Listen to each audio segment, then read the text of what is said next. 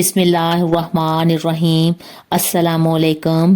ایک قوم جس پر اللہ نے اپنا عذاب نازل فرمایا پھر ان کو بندر بنا دیا، یہ لوگ کون سا گناہ کرتے تھے؟ یہ لوگ بندر بننے کے بعد کتنی دیر تک زندہ رہے؟ کیا آج کے دور میں پائے جانے والے بندر اسی نسل میں سے ہیں؟ ان تمام سوالوں کے جواب قرآن اور حدیث کی روشنی میں ہم آپ کو بتائیں گے، لہٰذا آپ سے گزارش ہے کہ ویڈیو کو اینڈ تک دیکھیے گا۔ اگر آپ چینل پہ نیو ہیں تو ماہین اسلامک وائس کو سبسکرائب کر لیجیے گا۔ انسانوں کے بندر بننے کی ابتدا حضرت داؤد علیہ السلام کے دور سے ہوئی۔ حضرت داؤد علیہ السلام اور ان کی قوم سمندر کے کنارے ایک ایلا نامی بستی میں رہتے تھے۔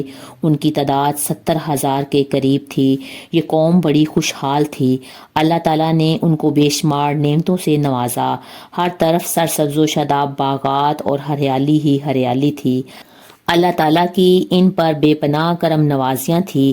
یہ قوم اپنی زندگی میں بہت خوشحال تھی۔ حضرت داؤد علیہ السلام کی قوم سمندر کے کنارے ہونے کی وجہ سے ان پر اللہ کا خاص کرم تھا۔ سمندر کے اس کنارے پر بے پناہ مچھلیاں آتی تھیں جن کا یہ لوگ کاروبار کرتے تھے، بہت ہی خوشحال زندگی گزارتے تھے۔ جب یہ قوم اللہ کی نعمتوں کی وجہ سے خوشحال ہو گئی تو اللہ کی نافرمانی پر اتر آئی۔ اس طرح سے وہ طرح طرح کے گناہوں میں مبتلا ہو گئی، اللہ کی مخلوقات پر ظلم کرنے لگی۔ پھر اللہ تعالیٰ نے ایک دن اس قوم کا امتحان لینے کا ارادہ کیا۔ اللہ تعالیٰ نے حضرت داؤد علیہ السلام کو وحی بھیجی کہ اپنی قوم سے کہو کہ ہفتے کے دن مچھلی کا شکار نہ کریں، ایک دن اللہ کی عبادت اور مخلوقات پر امن کے لیے رکھ دو۔ ہفتے کے دن مچھلی کا شکار حرام قرار دے دیا۔ جب حضرت داؤد علیہ السلام نے ان کو بتایا تو یہ لوگ بہت پریشان ہو گئے۔ ساری قوم سر جوڑ کر بیٹھ گئی، کیونکہ ہفتے کے دن ہی مچھلیاں وافر مقدار میں آتی تھیں اور خود بے خود کنارے پر آ جاتی تھیں، اور باقی دن ایسے تھے کہ بہت کم اور نہ ہونے کے برابر مچھلیاں پکڑی جاتی تھیں۔ اس قوم کا گزر بسر کیونکہ مچھلیوں کے شکار پر تھا، اس لیے یہ قوم سن کر بہت پریشان ہو گئی، لیکن وہ یہ نہیں جانتے تھے کہ یہ اللہ کی طرف سے ایک آزمائش ہے۔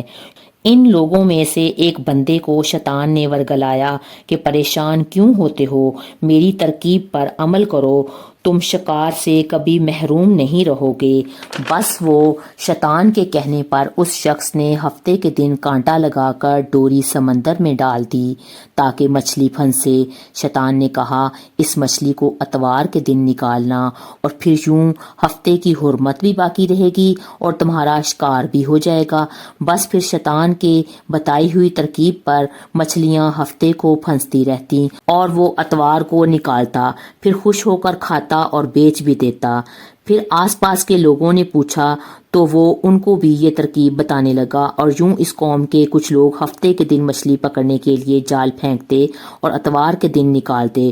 کچھ نے تو اس سمندر سے نالیاں بنا کر چھوٹے چھوٹے تالاب بنا لیے، کھڈے بنا دیے، تاکہ ہفتے کے دن جیسے ہی مچھلیاں یہاں سے گزریں تو اس تالاب میں پھنس جائیں، اور پھر ہم اتوار کو ان مچھلیوں کو نکال کر کھائیں گے اور بیچا کریں گے۔ اس گاؤں میں اللہ کے خاص بندے بھی رہتے تھے جو کہنے لگے، اے لوگو، اللہ نے ہفتے کے دن کے شکار سے منع کیا ہے۔ یہ جو تم جال پھینکتے ہو اور چھوٹے چھوٹے تالاب بناتے ہو، ان میں سے ہفتے کے دن جو مچھلیاں پھنستی ہیں وہ شکار ہفتے کا دن ہی ہوگا۔ اللہ کے عذاب سے ڈرو، اللہ کی نافرمانی نہ کرو۔ وہ لوگ ان لوگوں کا مذاق اڑانے لگے، ہماری جو مرضی ہوگی ہم وہ کریں گے، بس۔ اب اس بستی میں 3 گروہ بن گئے۔ 70,000 لوگوں میں سے ایک وہ تھے جو ان نافرمانوں کی بار بار اصلاح کرتے تھے، دوسرے وہ جو ان لوگوں سے نفرت کرتے تھے اور خاموشی اختیار کیے ہوئے تھے، تیسرا وہ جو گمراہ ہو گئے تھے اور اللہ کی نافرمانی کرتے تھے۔ تو یوں نیک لوگوں نے اس بستی کے درمیان ایک دیوار کھڑی کر دی اور یہ حکم نافذ کیا کہ اللہ کی نافرمانی کرنے والے یہ 12,000 بندے جو ہیں وہ اس طرف رہیں، اور ہم جو اللہ کے فرما بردار ہیں وہ اس طرف رہیں گے۔ وہ نیک لوگ بار بار ان سے کہتے رہے کہ اے لوگو اللہ سے ڈرو، قوم سمود اور قوم لوط کا جو حشر ہوا اس کو یاد کرو، اللہ کی نافرمانی نہ کرو ورنہ تم پر بھی کوئی عذاب آئے گا۔ وہ سارے نافرمانی کرنے والے جو 12,000 لوگ تھے وہ ہنستے تھے، کہتے تھے یہ سب کتابی باتیں ہیں، ہم پہ کوئی عذاب نہیں آئے گا۔ بس جیسے ہی وہ گروہ 2 حصوں میں تقسیم ہو گیا، ایک وہ جو اللہ کے نافرمان بندے دیوار کے اس طرف رہتے تھے اور دوسرے وہ جو اللہ کے فرما بردار بندے دیوار کے اس طرف رہتے تھے، تو نافرمان پوری رات ہنستے اور مذاق اڑاتے اور اللہ کے خاص بندے ساری رات دیوار کے اس طرف اللہ تعالیٰ سے معافی مانگتے۔ اور وہ نیک بندوں نے صبح اٹھ کر جب دیکھا، محسوس کیا کہ دیوار کے اس طرف کسی انسان کی آواز نہیں آ رہی۔ جیسے ہی دیوار پر چڑھ کے انہوں نے دوسری طرف دیکھا تو سارے کے سارے وہ لوگ بندر کی شکل میں تبدیل ہو چکے تھے اور بندروں جیسی حرکتیں انجام دے رہے تھے۔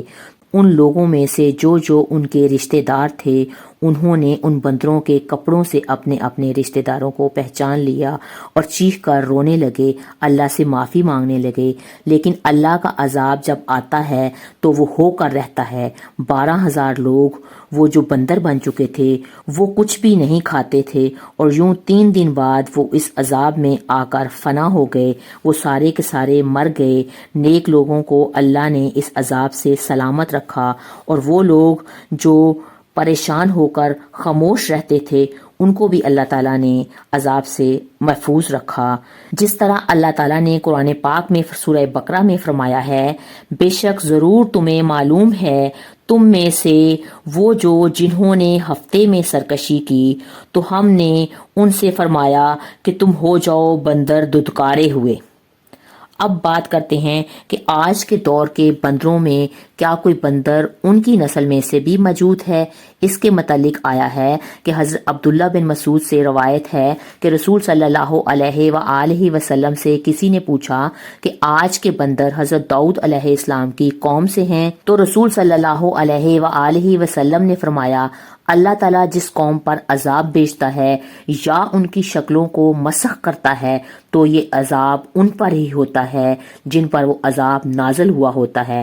اس کے بعد اللہ تبارک و تعالیٰ ان کو ہلاک کر دیتا ہے، ان کی آگے نسل نہیں بڑھتی۔ اس لیے یہ غلط ہے، کچھ لوگ یہ سوچتے ہیں کہ آج کے بندروں میں بھی حضرت داؤد کی قوم کے بندر بننے والی نسل موجود ہے۔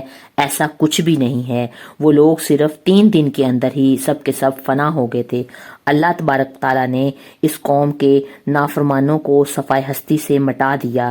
اے اللہ، ہم سب کو اپنا فرما بردار بندہ بنا، ہم کو ویسا بنا جیسا تو دیکھنا چاہتا ہے، آمین۔